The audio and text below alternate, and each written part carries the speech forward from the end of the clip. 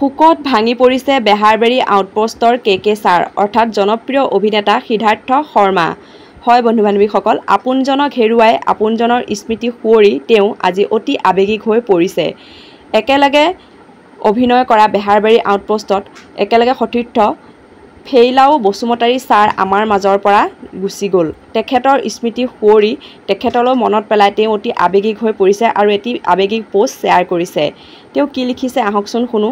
তেওঁ লিখিছে, ফেইলাও বসুমতাৰী বৰ সহজ সৰল, ঘৰখন ভালকৈ লালন পালন কৰিবৰ বাবে বৰ চিন্তা কৰে, সমানে কষ্টও।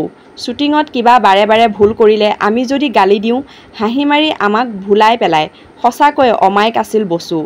সি শ্বুটিঙত ভাত খাই তামোল খালে বেয়া পাইছিল, শিলিখা এটা উলিয়াই দিয়ে। কেতিয়াবা অভ্যাগত বিচাৰিলে তাৰ হাতত নাথাকিলে সেই হাঁহিটোৰে সামৰণি মাৰে।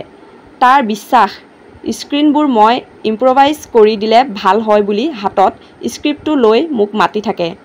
ঐ কে এইটো চাই দিবি না।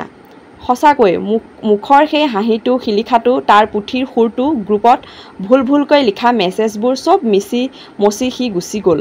হায়দৰাবাদৰ পৰা ঘূৰি আহি বেহাৰবাৰী শ্বুটিং কৰিম বুলি কৈ একেলগে আকৌ আমি অভিনয় কৰিম বুলি কৈ আৰু উভতি নাহিল সি।